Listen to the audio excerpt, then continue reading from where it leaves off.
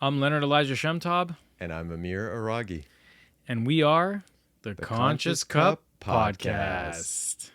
Just as many of us drink coffee to get through our day, the Conscious Cup Podcast is about filling our soul and your soul with the guiding light of energy to navigate you through your week. Yes. And on today's show, we'll be talking about love. We I'm also all shook up.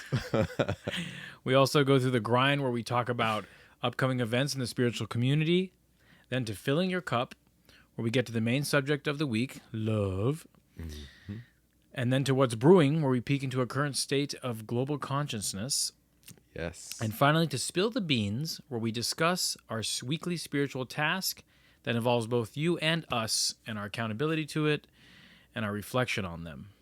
And with that said, we ask you, what are you filling your spiritual cup with? All right, there it We is. got it. I like it. Took us 48 episodes. All right, welcome back. Yes. Yes. How's it going? Happy to be here. Happy to seeing you. Happy to be seeing you, and versa. happy to be in the seat here on this lovely podcast. We're happy to see you, too. And we're happy right that you're there. seeing us. The one sitting You know, to it's the left good. hand, right? It's good to be seen. It's good to be seen. Yes. You know. Yes. Yeah. I mean, we're knocking these things down. We're getting together on a weekly basis, talking about spiritual stuff, learning from each other, spending the time to prepare for these episodes too allows us to fine tune the information that we want to bring to the table. Mm-hmm. So that's a blessing in itself. Yeah, really grateful for you guys. And while we're here, we would like ask you, if you're not already a subscriber, to please subscribe, please like, please share, please comment. You know, Comment. We love comments. I appreciate the comment Yeah. someone left the other day about their idea of a zombie, and it was really cool. So shout out to you who left a comment, and the other people who leave comments too. It's great. We really appreciate it. We want to engage with you. Yeah. You know? So, Tell us like what shirt colors to wear. I mean, if you know, like what do you want to see us wear? I mean, you could let us know if you think that hair and makeup, there's a strike, so hair and makeup didn't come today. Yes. So Amir's a little bit more, less Yeah. shaven. My hair's a little bit wild. Yeah. Let us know if this is unacceptable. Then we're gonna have to, hire some non-union workers to get us, cleaned up. Bridge. We got to bridge it through. It's a sutra. Anyway, so today we're talking about love. But before we get into that, let's do a little bit of the events happening in the grind. Let's do it. Let's move to the grind. Let's move to the grind. Shall I start, or you want to start? Yeah, you go Okay. for it. So there's two events that I found that seem interesting to me, and you guys may like them as well. One is on August 1st. So hopefully you've heard this before August 1st. I purposely chose one that's kind of out there so that the editor, our editor is overworked and underpaid. So it is what it is. He kind of takes time. Did he go on strike too? He's not on strike. His computer goes on strike. From what I Yeah. understand, his computer does go on strike regularly. Regular. His computer is unionized. It is. It's on strike. Anyway, full moon wine and crystal meditation. Full moon wine. Full moon wine. You know that? Full moon wine. Say that 3 times fast. I like that. Crystal meditation. And it looks good. It's on August 1st. You can find it on Eventbrite, eventbrite.com. It's on Tuesday night at 6 to 7 p.m. on West Pico Boulevard at a place called Open Eye Crystals. Oh, You know Open Eye Crystals? no. Is 6110 West Pico Boulevard, LA or Santa 90035, LA. That's got to be towards downtown. It's actually in downtown? No, it's by Crescent Heights, Pico Robertson area, Oh, interesting. by Versailles Cuban, Okay. by the Mint. Anyway, we got 6 to 7 p.m. Tuesday, August 1st. All right, join us at Open Eye Crystals for our first Lunar Series workshop led by medium, astrologer, goddess, consultant, and ritualist Mandy Wild, as she guides us through the basics of what it is the full moon really means, and for each of us, and what tools this celestial activity is giving us to start our new chapter. Given the sacred nature of the experience, we ask that you please show up at least 10 minutes early. All right, they'll be touching on current celestial activations, as well as guiding us through a small activity to help promote and prompt our upcoming month's lunar focus. That's not all. By now. This experience will feature But wait, there's more. astrologically paired wine. Ooh, astrologically paired wine. Interesting. Compliments of Ace of Cups and crystals from Open Eye Crystals to accompany each one of our lunar series. So it sounds like you get some wine and crystals. Yeah. Anyway, it sounds wonderful. Awesome. That's happening again, August 1st, 6 to 7 p.m. at Open Eye Crystals. Here's a breaking news one, because I just actually remembered that it's a full moon. I might actually do a full moon hike that night. So not to take away from the event, but maybe that night or the night before, or the night after. I love full moon hikes. It sounds like the full moon wine and crystal meditation didn't rub you the right way. That's really nice. I'll be going on a hike. Have you been on those? Have you ever done a midnight hike? I've done a midnight hike when I was in college. That was just like a couple years ago. So beautiful. It's so beautiful. I especially think for us who, we live in LA, or for people who live in the city, really seeing the majesty of the moonlight on like when it's a full moon, and truly seeing how much light the moon has is breathtaking. I mean, for me, it's like when the moon hits your eye, like a big pizza pie. That's amore. What's the topic tonight? Love. See that? See that? Wow. All right. So the next piece of event that's happening is the Heart Sutra lecture. Okay. This is on August 30th. So there's plenty of time to get yourself together for it. Heart Sutra lecture. It's about an hour long. It's a brief. Well, first of all, if people don't know what the Heart Sutra lecture is, it's a teaching of Mahayana Buddhism. It's it challenges us to look at reality in a different way. Even though it says Heart Sutra, you'd think it's just about love and all compassion. There's pieces of that, but it's going beyond the habitual concepts and perceptions of the true nature of things. It's very interesting, and you can read the sutra. It's not that long before you go, or you can just go fresh. Again, it's called the Heart Sutra Lecture. Nice.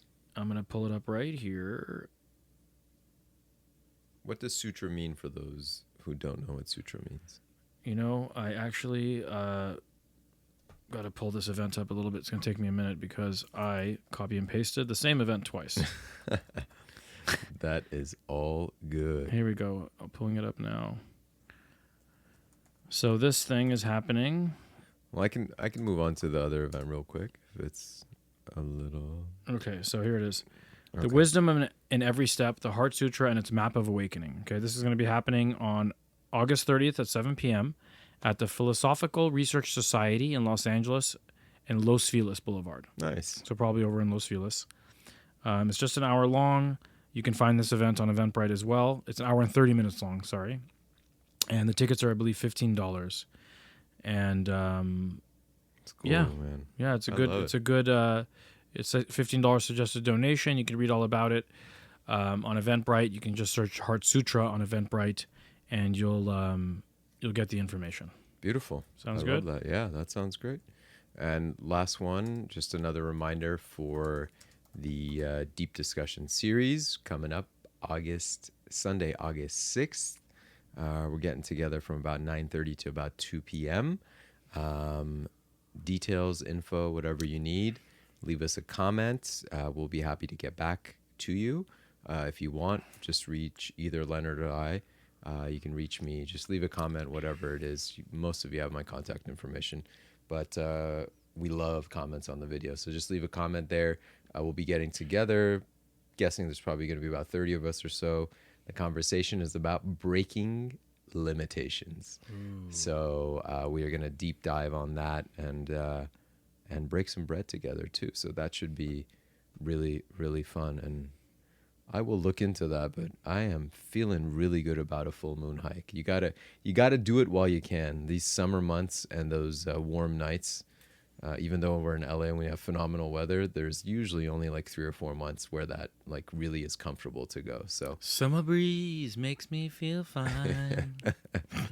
Leonard's been working on his vocals for the past week. We're on song number 3 in Look, the podcast. I know you're gonna want to downvote it now. Just don't downvote it, okay? Don't downvote it. It's fine if you don't upvote it, but just don't downvote it. I'll base it on my voice. YouTube doesn't have downvotes anymore. That's right. That's Yeah, right. it's We have all our upvotes. president to thank for that, right? Yes. Lots to thank for that. But cool. All right. Well, let's head to the main topic, which is love. Yeah, let's fill our cups. Actually, funny enough, while you were reading that, I Wow, how about realized that? I actually did not choose that on that reason. I was like, oh, this is a giant cup, but this one says "You are mine," with a giant heart in the You know, middle. he's so sweet. He It's says things like this to me, but you know, what can I say to him? it's you are my sunshine. There we go. We're rolling with You know the what's so songs. interesting about love? I mean, I'm sorry, we're gonna just go into this thing. I see this all the time. It's like I'm looking for my person, you are mine. It's like very possessive. It's like the wrong idea about love. Love is not possessive, Not at all. and it's like so many people, so much messaging is about possessing what you love. You know, my person, you're all mine. It's like, no, that's not how it works.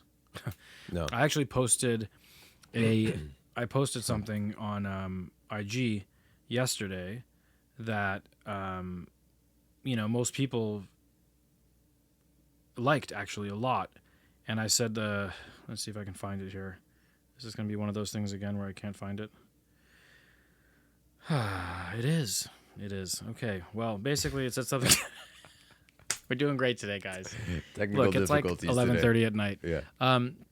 It said something like, love someone. The best way to love someone is to love them so much that they feel free.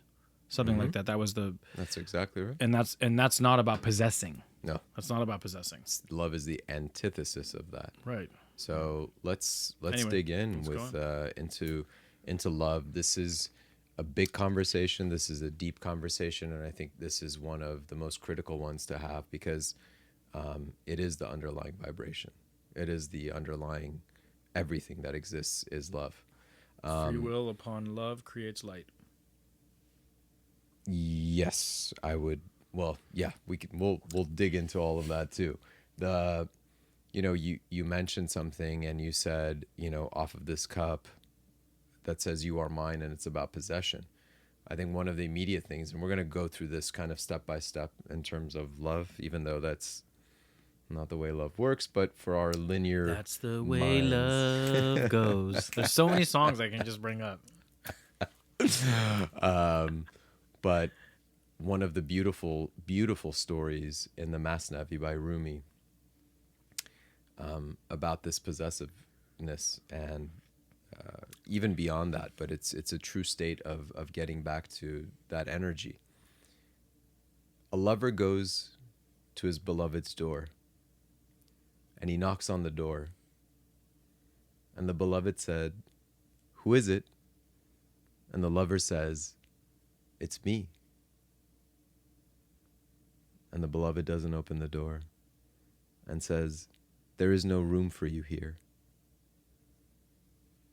The lover goes back, doesn't know what's going on. After a long time of reflecting and seeing what it is that the beloved was saying, comes to a realization. So this time with just overflowing anxious, excited, I shouldn't say anxious, just excited energy, goes back to the beloved's door, knocks on the door. The beloved answers and says, "Who's there?" And the lover says, "It's you." And they open the door. And the idea of that is the underlying vibration of it is there is no separation. That in the house of love, there is no room for me or you. It is just all one. And I love that story. It's just so incredibly beautiful. But let's talk about love a little bit. Let's talk about love in our language. Let's talk about love in vibration. Let's talk about love, how we, even on a spiritual level, have, in my opinion, somewhat diminished it. So, first things first.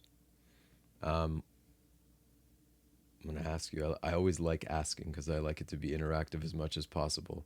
When I say love to you as a general sentiment, not what Leonard says, we'll get to what Leonard says, but for, I would say, that quote unquote average person, when I say love, what are some thoughts that kind of come to mind? Crush, who their love interest, their wife or husband, their children. Yes. Yeah. So some of it has to do with physical component, right? And that physical component is attractiveness on any level. Doesn't mean that you can be attracted to a vibration. You can be attracted to a certain hue. Like, I like the color of that shirt. right? Thank you. And Amir. so, It's a nice color.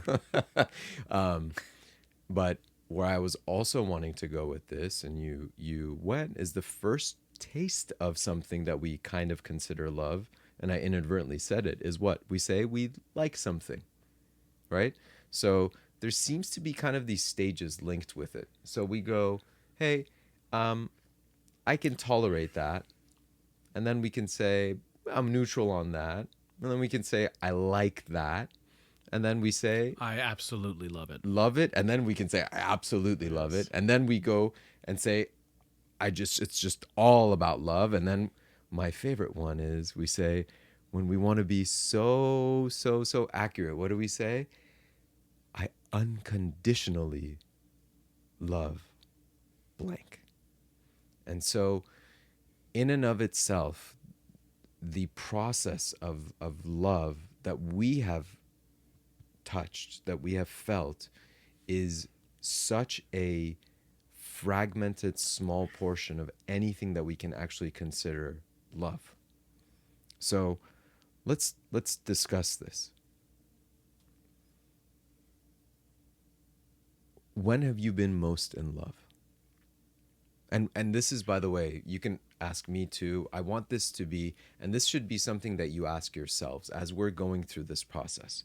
And what I want to get to, I don't want to put the cart before the horse, because I want us to go through this movement together, because it's really, really important. We have to, with all the senses that we have, we get a tiny little touch of love tonight, today, whenever you're listening to this. Just a touch. Yeah. Just a little bit. That's the goal. So when do you feel that? I felt the most love ever the day my son was born. I caught him. I cut the cord after I waited a while for everything to transfer. And I thanked everybody in the room. I did chest to chest, skin to skin. I cried so much. And it was an incredible experience. It was incredible. All the way around. It was wow. I mean, anyone who's been there and been in that room and been there to see all that, it's such an incredible experience, you know? And then I remember going and doing my QHHT, my quantum hypnosis healing therapy. And the guy asked me, before we were just making small talk, he said, what do you see when you look inside your son's eyes? And I said, I see the creator. Yeah, it's really beautiful. Powerful. Yeah, it's really powerful. What did you feel in that moment? Grateful. Love it. So grateful. What was moving through you in that moment? The power of God. Yeah. No, love, just absolute love and thankfulness, gratefulness, appreciation for everyone in the room, for his mother, for him, you know, for all of it. Is there anything else that exists at that moment? It exists relatively, sure. And where does your focus go? You know, I'm sure there's people who don't have the same experience as me. Sure. You know? Sure. And that's why I'm asking what your specific experience was, right. Which is a beautiful one. I would imagine a lot of the viewers who are parents will probably have a similar feeling. Maybe. You know, I've heard horror stories too. Yeah. We made a lot of choices. Excuse me. This isn't about this subject matter, but we made a lot of choices that would allow us to, in my opinion, bring the best possible result for him. We had a doula. We chose midwives. We had done hypnotherapy or birthing classes. I took 10, 15 classes, for God's sakes, on this stuff. I read books. You know, it was a very, very, you know, and of course, and I'm not nobody in the process. Really, it was his mother who spearheaded the whole thing, and she did a great job. So, you know, it allowed for it to be that beautiful and for everything to be harmonious then. Beautiful. And, you know, it was an incredible experience. It was beautiful. An incredible experience. I love that. So when we get into that state, there's often lots of things that reoccur. And I'm approaching this in a little bit of a unique way because, again, I want this to become clear to us in a linear breakdown mode, because as we break this down and move this forward today, by the end of it, we'll see that it's not linear at all. So when we feel this energy, we typically have some characteristics. Number one is that the love, and I'm going to start with a higher vibration and then kind of work backwards. But since your experience was with a child, I will usually say this, that you will give anything for your child. You will do anything for your child. You will, whatever it takes, in a lot of ways, when you're in those moments, when push comes to shove, the parent will do for the child. And we typically relay that to an energy of love. So underlying within that, there is one vibration that's really powerful, which is a vibration of selflessness, meaning the self is no longer important. The self, lowercase s, yes, goes away, so that the incarnate in our 3D space, right, in our time-space continuum that we have now, as Leonard is saying, this self is unimportant for me as compared to thee. Let's just put it that way, right? Because the thee can be anything. It can be a spouse. It can be your mom, dad, uncle, husband, wife, child. The will of the creator. Right. So that goes away. So the self goes immediately away. There's other vibrations that come with love. The other vibrations that come with love are what? They are seemingly an innate amount of abundance. Meaning, when I say, I love this person, it becomes endless. The one that usually occurs on moments when we try to describe it to people, and I'm going to use weddings in this, is something else comes. They say, what do they say?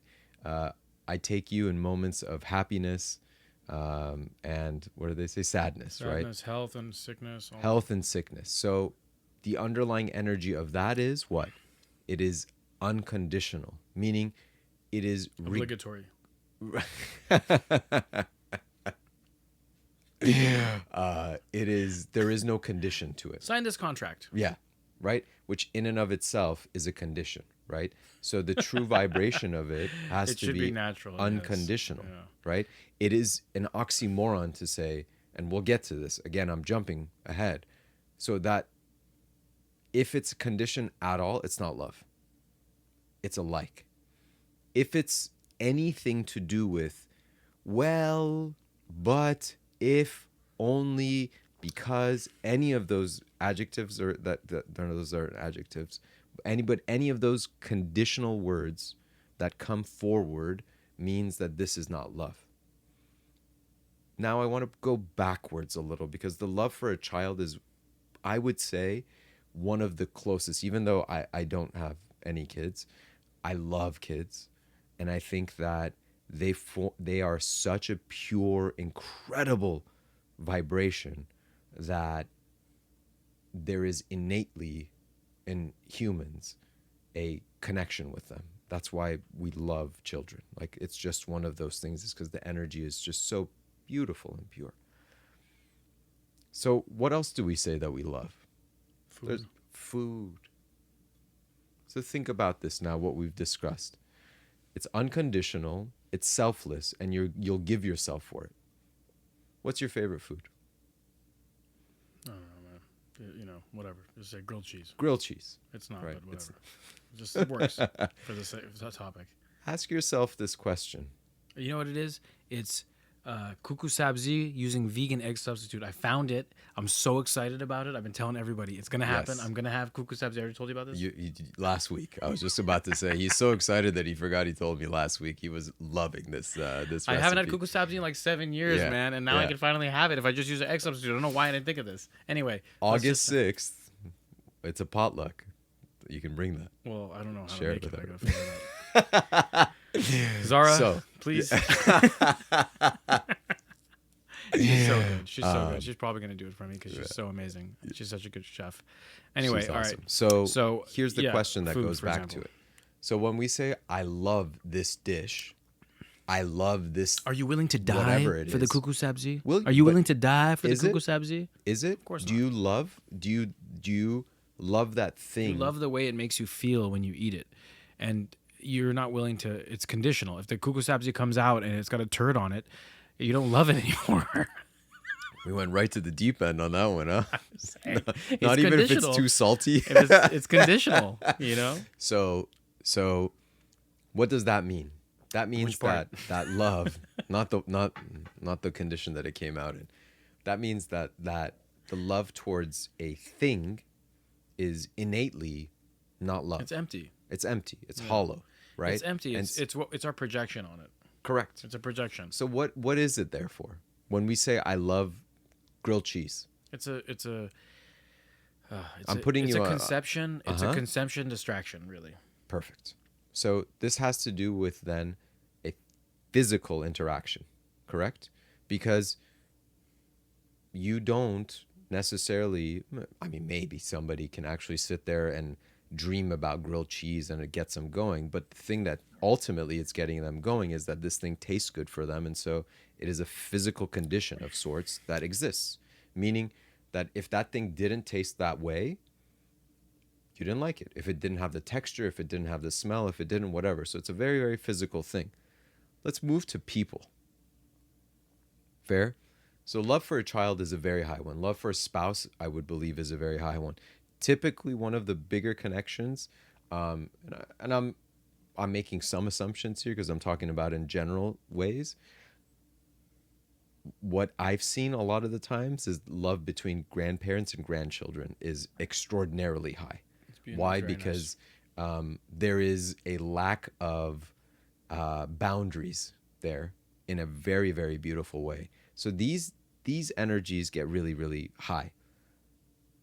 Puppy love, in a way. Doesn't matter what age you're in, right? As soon as you get into a relationship with something or with someone, particularly with someone, at the beginning steps, it's very, very lovey-dovey, right? You call it the honeymoon stage. Right. So, go ahead. Why? Well, Ram Dass talked about this so beautifully. He said that you meet someone, you fall in love with them, you move in with them, you tell them, I want to be with you the rest of my life. You make me feel so amazing. You make me feel this way. You make me feel that way. And then he goes, you run out to the store to go buy tofu. He made a joke. He said meat, and then he laughed and said maybe tofu, whatever. He's just so funny. He said you go out to the store to buy tofu, and when you're at the register, you look into the eyes of the girl behind the register, and you fall in love with her. Mm. But what are you gonna do? You can't marry her. You already got a girl back at home. And then eventually you start walking down the street, and you fall in love with everybody.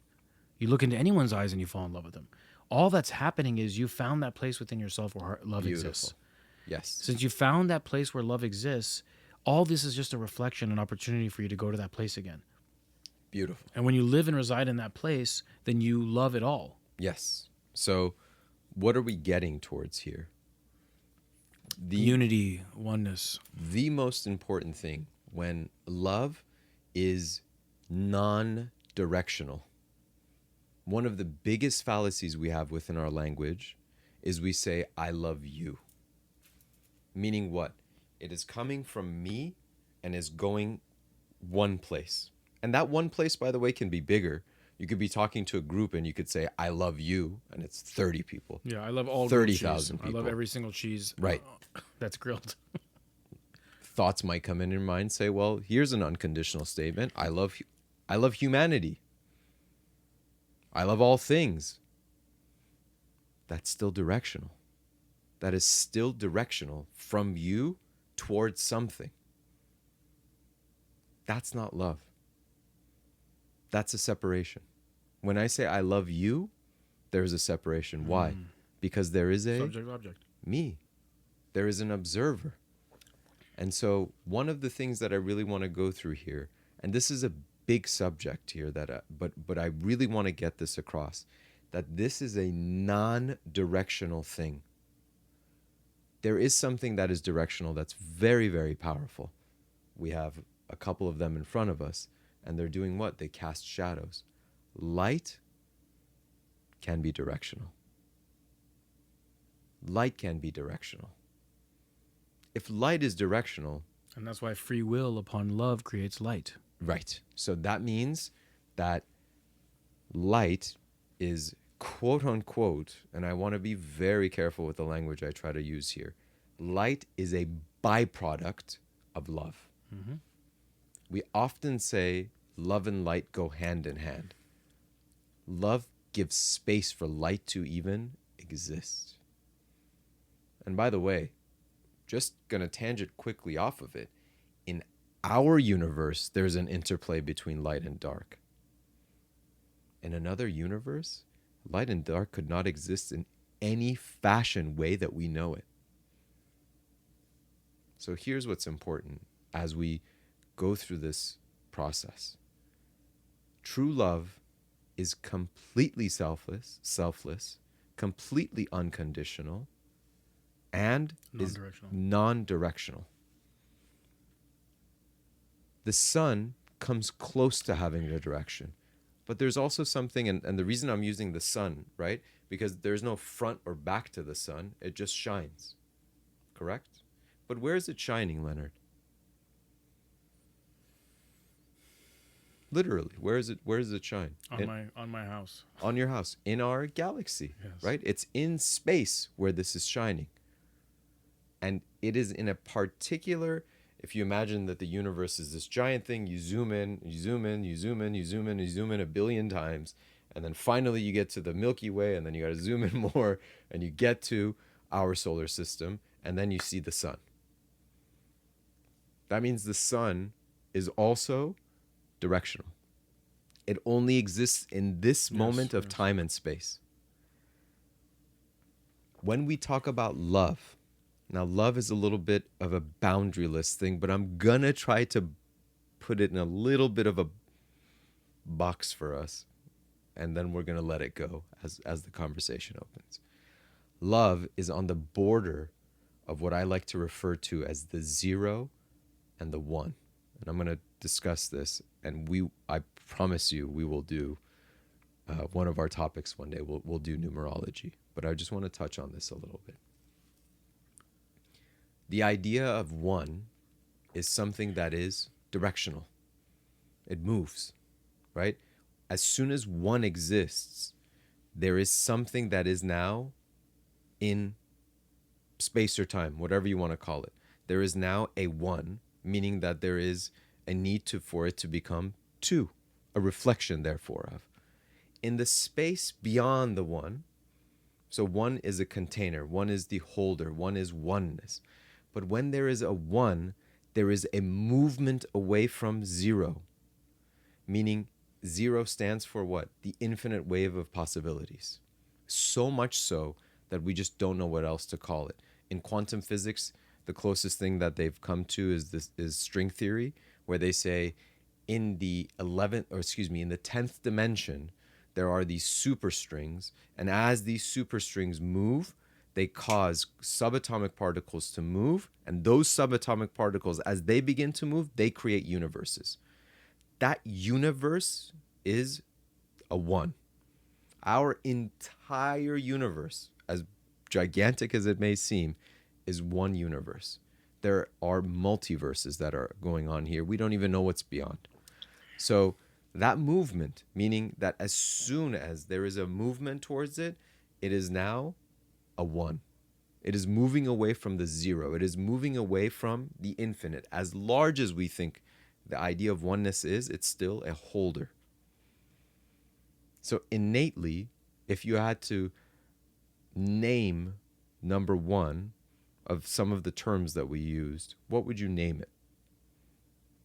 The universe, like you said? The universe. Sure. We can even say the closest thing that we can get to it would be light, right?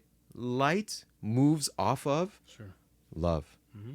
So love, the only thing that love is, and I really, really want to press on this, and we're almost done filling our cup tonight, that love is only a vibration that exists in all things, but it is no thing. Meaning that when you are truly in that moment, and remember I asked you, I said, what did you feel in that moment? It is that time where you've knocked on the door of the beloved and there is no me and there is no you. You see, even that movement of the lover knocking on the door is light. The only way for that to go is for it to become completely and totally selfless.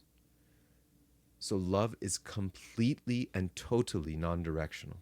And I want to say this over and over again because our language really begins to crush the idea of love. Our thoughts begin to do it because we say, I really love that. We can't. You can't. It's fundamentally not true. Love is a vibration. You exist in it. And as you were saying, I think in some ways, when you are in the vibration of love, as the story of the Ram Dass you were saying, when you are in the vibration of love, everything is love for you. Yes. And there literally is nothing else. There is zero condition to it. You melt away. You literally melt away. And therefore, I really, really want us to feel this. That at the highest levels of our consciousness as we get to it, that if you can become the entire universe,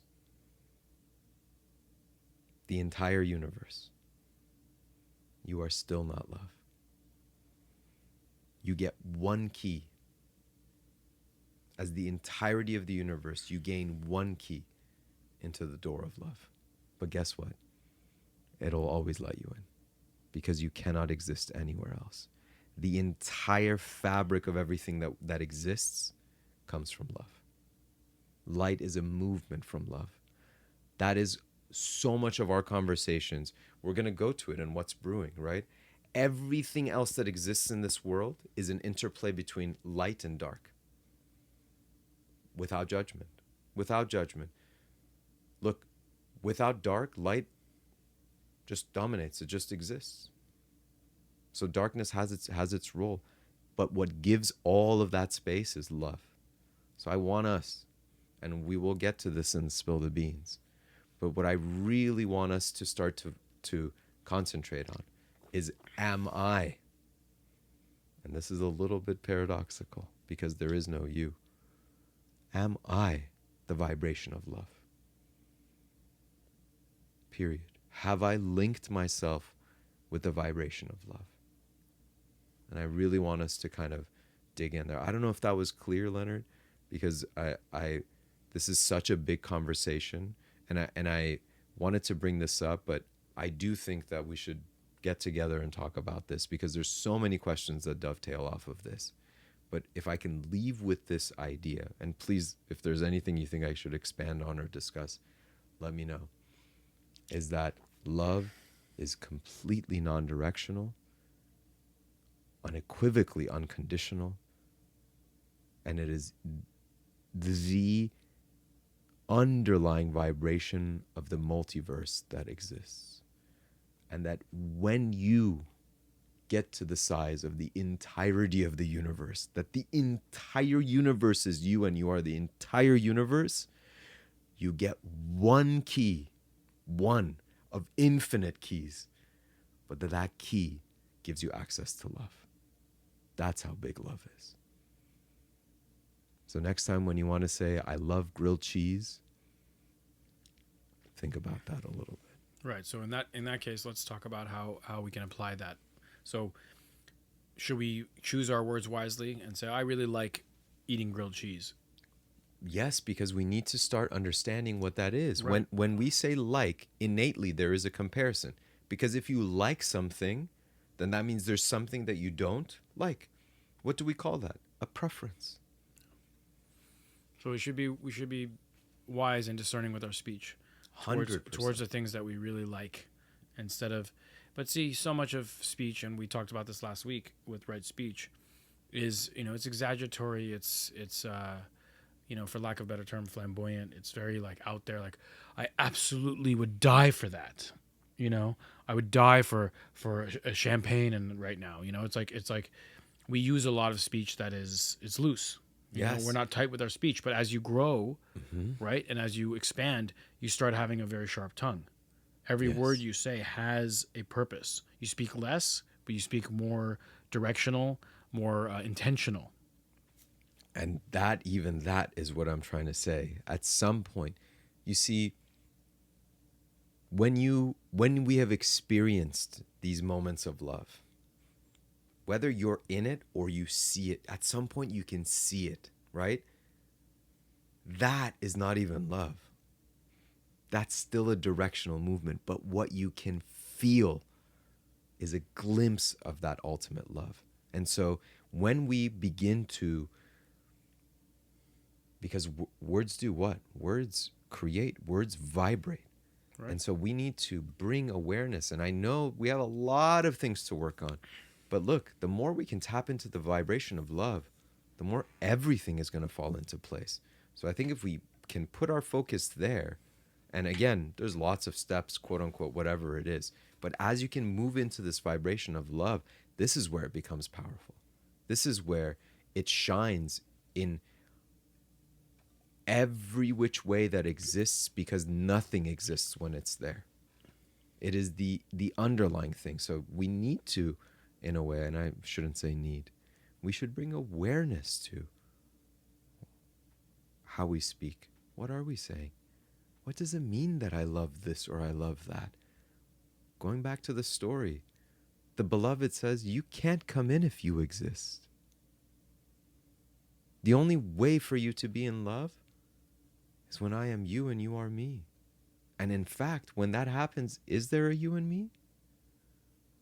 So I really want us to push into this vibration of what love is, because we've so dumbed it down. Yeah. So dumbed it down. And I'm purposely using the idea of light, because we always want those two things to come together.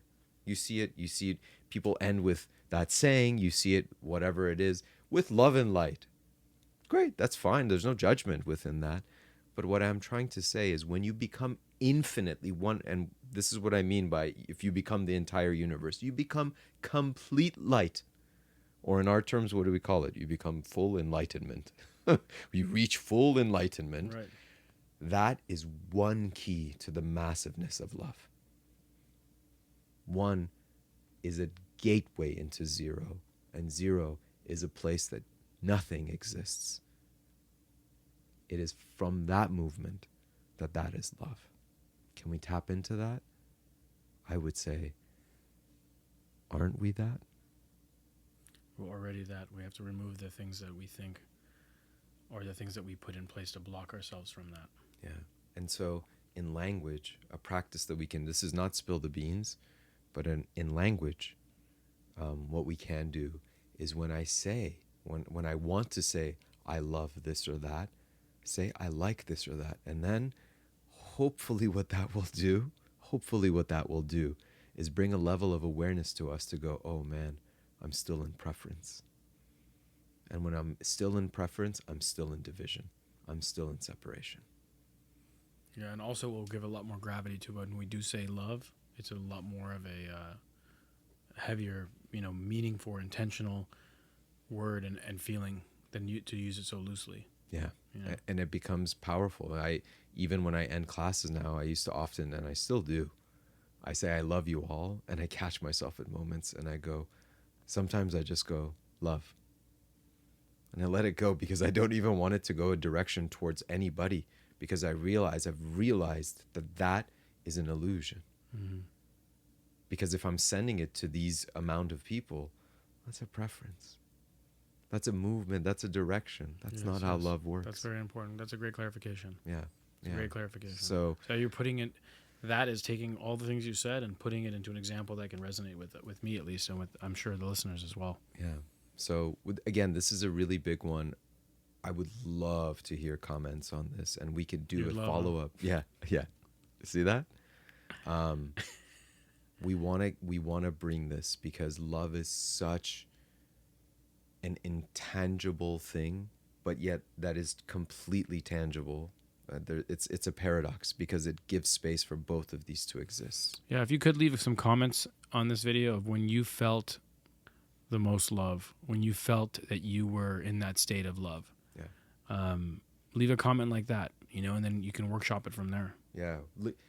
where were you? What did it feel like? And I would imagine a lot of us in that moment, our existence Yes. melts away. Right. Totally. It is almost a space that just is, right? We have the our WhatsApp group that I have is called ISB, and the reason is because isness moves into beingness. That isness, that vibration of the zero, of the infinite, is love. Light is just a reflection off of that, is a space that moves from it. Mm-hmm. That's all it is. So when we say love, let's really try to go in that vibration. If it's directional, it's a preference. It would be wonderful if we start to let go of our preferences and experience things in a very, very neutral way. So, Well said, I Amir. think Well said. that is My cup is empty. that is love. That is love. Yeah, mine is too. Cheers to empty cups. Good job. Thank you. But yeah, would love to saying the word, hear the comments. This is a really, really big one. If we need to go into details again on this, happy to do it. This is a really, really big thing. But yeah. Well, thank you, Amir. Thank you. I really appreciate what you brought to the table. Thank you. Thank you. Shall we head to what's brewing? Let's do it. We got a lot brewing today. A lot brewing. Amir has got lot some good brewing. stuff. Yeah. I'll let you run with this because you got some good brew. I got some good brew. Your brew is the Java is it's hot and fresh. Yeah. All right. So Is it a dark roast today? oh, it's Or definitely just a roast? It's definitely a roast. That's for sure. Let's pull these up. Okay. So, one, where did this one go? Boy, oh boy, I lost it. Give me one quick second. Okay. So, here's a very, very interesting thing. Very, very interesting thing. And this is, by the way, shout out to Della. Della shared this with me this week. That they have found that, and I'm going to just read it and then I'll describe what it means. Antarctic ice core records show that the ice ages begin when CO2 levels are high and they end when CO2 levels are low. This is the exact opposite of what would occur if CO2 controlled the climate. That should boom. Say it again, please. Antarctic ice, and by the way, if you don't know what ice cores are, they take these gigantic coring machines, and they go deep down into the ice shelf. And the reason that they do this is because in those layers of ice, they can see what conditions are, and because these are essentially permafrost type conditions, it freezes that condition in that sample. Okay. So similar to how we have trees, yes, you know, some ring dating. The rings, the rings, not only do they date, but you see rings that are fatter and thinner. That also will tell you how much it's rained. It'll tell you about the environment. Very, very similar in terms of ice coring. Okay. So they go down and they drill this. So Antarctic, and obviously that's one of the coldest places on Earth, if not the coldest. Antarctic ice core records show that ice ages begin when CO2 levels are high and they end when CO2 levels are low. Right. This is the exact opposite of what would occur if CO2 controlled the climate. This is the exact opposite? Yes, meaning that everything we've been told about climate change has to do with what? CO2. CO2. Yeah. Right? So this is saying... They're saying the CO2 is rising, right? Is that what's happening? They're saying because CO2 is rising, our climate is changing. Right. And what this is saying is that... But CO2 causes the ice age to go away. No, this is saying that CO2 has nothing to do with climate. Because why? When the ice ages begin, the CO2 levels are the highest. We have been told that CO2 is rising and therefore we have global warming.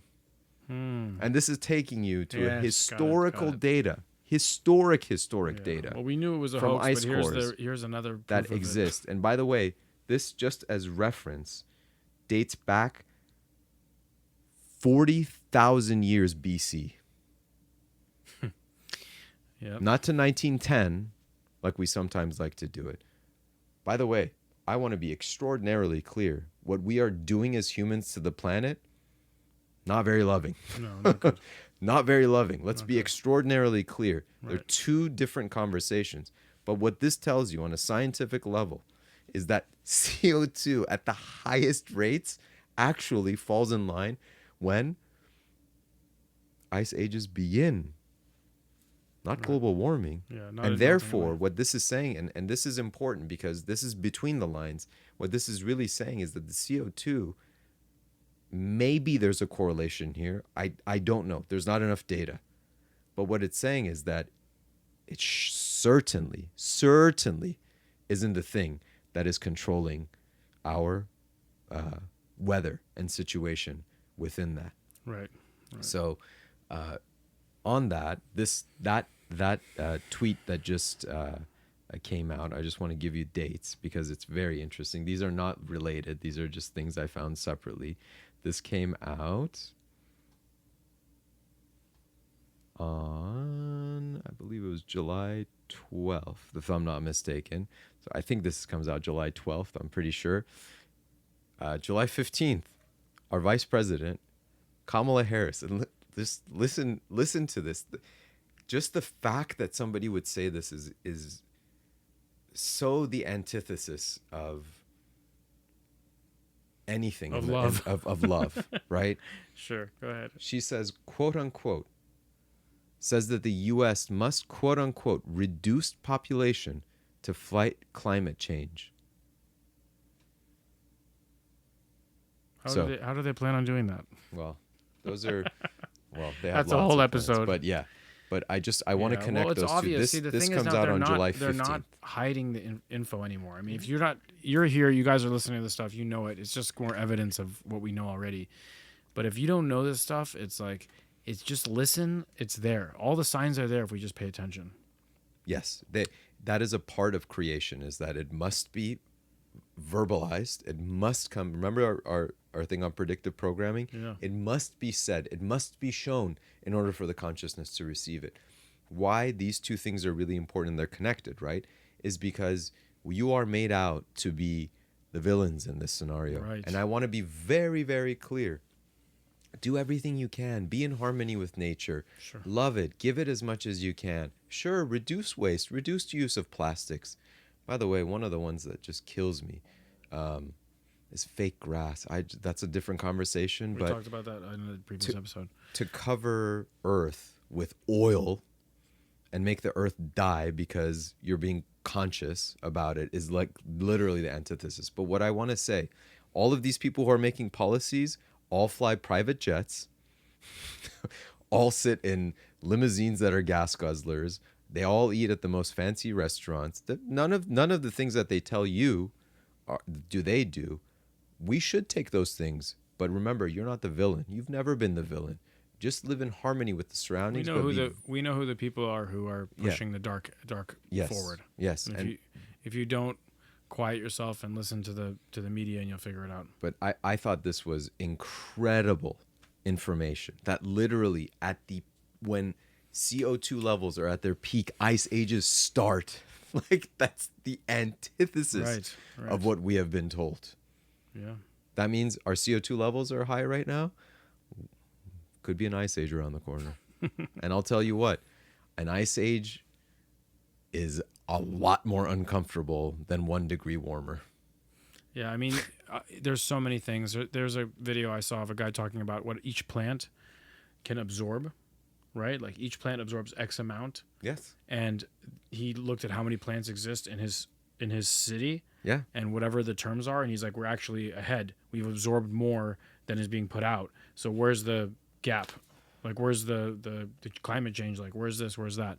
But they're depending on people not to look into this stuff. Yes. They're depending on people to just say, trust the science, Right. trust the media, trust what did they do before? What did they do before for the past 3 years? Don't question the science. It's the science. Yeah. Trust your doctor. By the way, that phrase, and we'll go into this, trust the science, The only thing that tells you to unequivocally trust something is religion. So make sure your religion doesn't become science. They've blurred those two lines. Guess what? Because people are becoming less classically religious. Science tells you to do what? Question everything. Try to disprove me in every which way. Create a theory and try to disprove it in every way. Right. There is no trust to science. Yeah. That's what religious heads have been saying for a long time. Just trust me. Yeah. Look over here. But anyways, All right. just stuff. beyond that, Good on stuff. that, that's awesome new info. That's out. 40,000 years BC. Hope people are listening. Okay, next. we gotta get your energy level up. Yeah. Yeah, because Where we it's just like over and over again, left and right. But everybody just well, we gotta do what we can. Like we gotta do this, we gotta do that. And it's like yes, you gotta do those things, but it's like it's not the right message. There's so much deception. It's just so much deception. Yeah. And it's so tiring to see over and over again. Well, that's why we're here, right? That's why we're bringing consciousness to your cup. Yeah, the brews are brewing. It's brewing. Look, it doesn't matter. As much light as this can spread about that information, the light unequivocally expands in that. I know. So we are awesome. But we got some more brews. We got a lot of brews today. I got one. I'll give you a break. Yeah. All right, breaking. Grassley releases FBI document. Releases an FBI document, okay? So not just a tweet I found or something. I'm not saying anything against what you're saying. I'm just saying there's an FBI document here. Sorry if that at all came that way. No. All right. And the tweet had evidence that was from the tweet. Yes, so it's not, yes. All right. Grassley releases FBI document showing Joe Biden was involved in a $10 million bribery scheme with Burisma executive Biden forced oligarch to pay up. Mm-hmm. So this article goes on that Senator Chuck Grassley on Thursday released an FBI document showing Joe Biden was involved in a $10 million bribery scheme with the CEO of Burisma. At that point, the alleged then Vice President Joe Biden forced, with these names, Zlochevsky, a Ukrainian oligarch, to pay himself and his son Hunter Biden a total of $10 million. So it was both the son and the father there. Like father, like son, they say. Mm-hmm. According to the document, Biden's bribery agreement was described as Poluchili, which is a Russian crime slang for being forced or coerced to pay. And they have the document here. You can read it. It was the date of the report was 6/30/2020. And it's a long document. It's there. They show the bribery. It was $5 million each. $5 million for the father, $5 million for the son. 6/30/2020. Was that what it was? Mm-hmm. That's when the report was released. While we were all under shutdown and the world was ending, they were making $10 million bribery deals. Just let that sink in, by the way. That's why I asked the date again.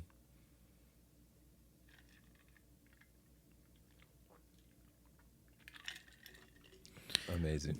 Yep. There's much more to it. You can look it up if you like, but the we're the villains. We're the villains. The amount of bribery that goes on, if you don't know that exists on the left and the right in politics, it's called campaign contributions. 100%. And those same companies who pollute the environment the most, who point the fingers to us, are the ones who are supporting left and right. Don't fall into that. Stay out of duality. Duality doesn't belong to you at all. Stay away from it.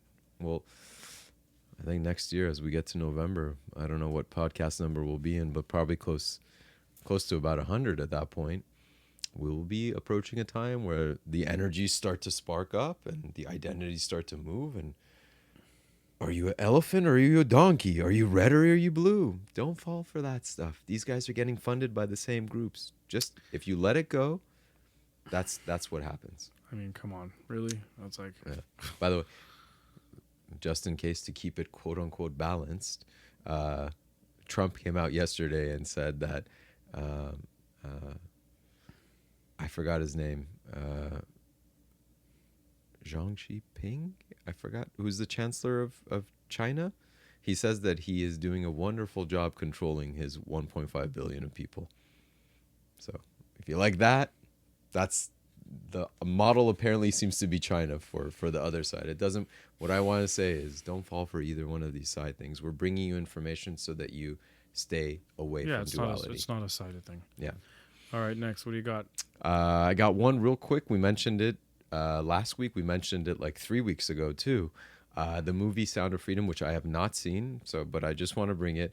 Bloomberg published a story that said, "Is Sound of Freedom a QAnon dog whistle, or is it just another thriller?"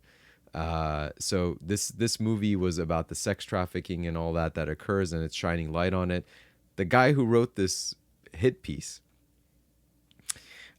he was a spokesperson. His name is Noah Berlatsky. He was a spokesperson for minor attracted person advocacy group, Oh my God. Prostasia. Okay? He previously tweeted that pedophiles are a stigmatized group designated as deviants for hateful purposes. He also called sex offender registries racist. Interesting that a guy who says that that pedophilia is totally fine, and that designation has been done for hateful purposes and it's racist.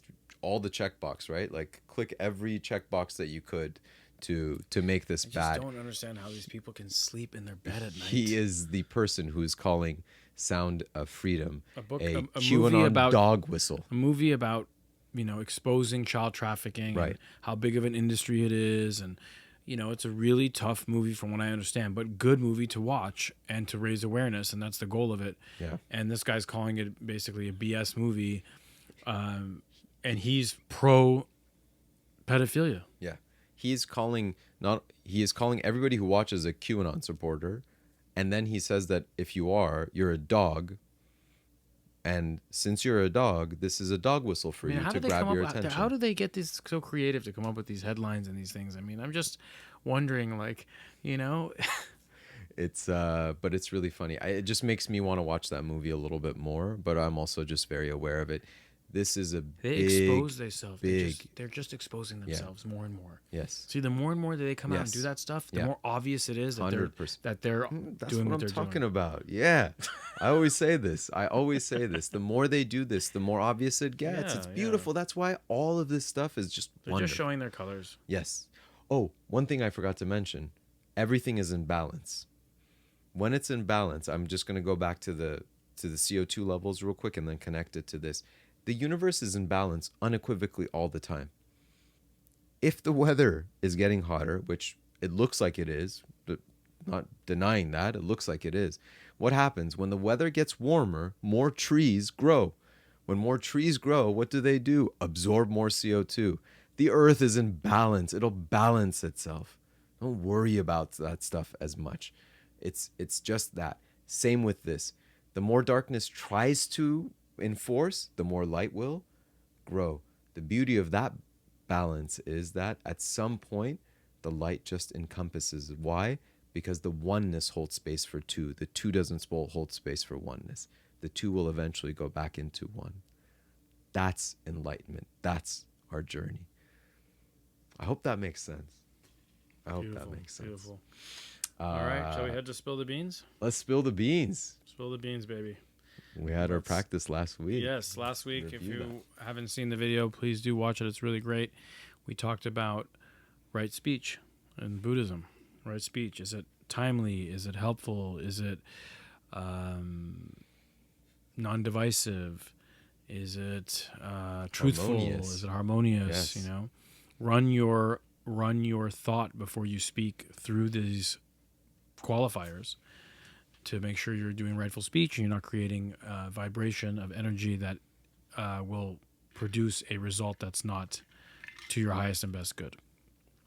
And let's start with you, Amir. Did you run things through these qualifiers? Big time, man. And thank you for the practice. Big time. I would say it was even particularly more so for me the first few days after we recorded last week. It just stuck with me. I mean, I was in that. And so it was even like small things. I was like, and for me, the one that really stuck was harmony. It's like, is what I'm saying bringing harmony? is what and if it's on any level, if it's not, can I at least end it to bring harmony forward, right? And why I say that is sometimes you need to spread the light. Sometimes it'll collapse things for people a little bit, which is fine. But can I move then into a harmonious state with that and say, okay, that fell apart. Fine, don't worry about it. Look what's over here now. It's harmony. Not as a distraction, but as an energy. So this really resonated with me, down to some things that had nothing to do with hate or anything to do with that, right? It was like, how am I going to talk to this dog? I mean, as silly as that might sound, it was in my mind. It worked so much. This is one of those that's really going to stick and that's with me, yeah, it is to stick. It is needed to stick. I run it all the time. Not that I'm fantastic at it. I have my slip ups, but I did run through this stuff. I actually had a conversation with somebody about a friend of ours, and you know, I could have made a great joke about it and about him, and it was totally like going to hit really well, and it wasn't too mean. It was just really funny, and I just thought about it, and I was like, you know, it's not rightful speech. It's just not rightful speech. There's no reason to bring him into this and get a cheap laugh out of it, and I just let it go. You know, so I practiced it, and I continue to practice it. Yeah, this one's going to stick with me, and I think it really does.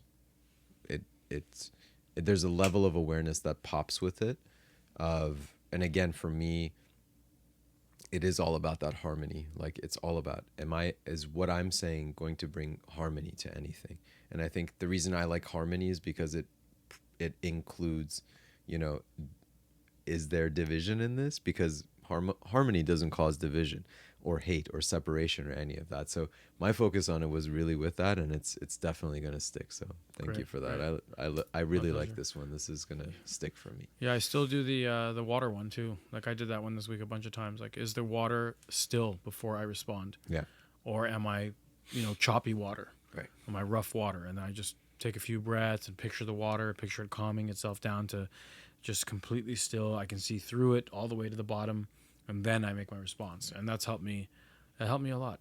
Non-reactive, what we call more of a creative energy rather than a reactive energy. So I really do enjoy the Spill the Beans. Yes. It's good for us. That's I hope wonderful. you guys enjoy the Spill the Beans too. If you do, if you played along, I hope you did. Leave your comment below. Let us know. What do you think of this Spill the Beans? Did you do it last week with the rightful speech? You know, put it down. Yeah, I did it. I you know, it's working for you, or it's not, or whatever it may be. Let us know how you feel, and subscribe if you haven't already. Like and share. Thank you. Ding ding. This week, Spill the Beans. Got a good task. Everything that you start, and I'm purposely leaving this really, really blank. Everything that you start, since our conversation was about love, that everything that you start, bring awareness to it and say, am I in the vibration of love as I'm beginning this? It's as simple as I can say it. And I purposely want to use I'm saying start, and I want you to immediately think of start with love. It is the moment that you become aware. Now I want to bring one little piece to this. The moment that you become aware is the start. So I'll give you an example. If you're brushing your teeth and you are in thought or whatever it is, and in that moment you bring enlightenment or awareness to it, then you can go, am I doing this with love? Am I in the vibration of love as I'm doing this? So it is not important if you catch yourself halfway through a task. What I want to do is, when the awareness kicks in, that is innately the start. Are you in the vibration of love? And since we talked about love is non-directional. Am I love right now? Am I the entirety of the universe can fit inside of me, and therefore I can get one glimpse of love? Can I be in the vibration of love? Am I in the vibration of love as I move through this? And it's only a vibration. So that's the practice this week. Anything that you start, are you in the vibration of love as you are starting? Am I in the vibration of love? Yes. Am I? We'll see. You'll tell us what you think about it next week. All you need is love. Love, love. This Thank is you, our guys. most musical It was. podcast. It was. I mean, when you go into love, there's so many songs about love. Oh, There's so many, cliche things that you can say about love. And some of them are on the hit the nail on the head, and some of them are distorted. But anyway, thank you guys for being with us today. I hope we filled your cup and emptied it as well. Yes. Thanks for listening to the Conscious Cup podcast. Please like, subscribe, and share. We appreciate you. I appreciate you. I appreciate you. Thank you. May all be well. May all be happy. May all have inner love within themselves. Yes. May all find that peace within themselves. May all Love, abide love. in peace and love one another and realize that they are love. Yes. Truly. Om Tat Sat. So it is. Thank you guys. Love you. See you next week.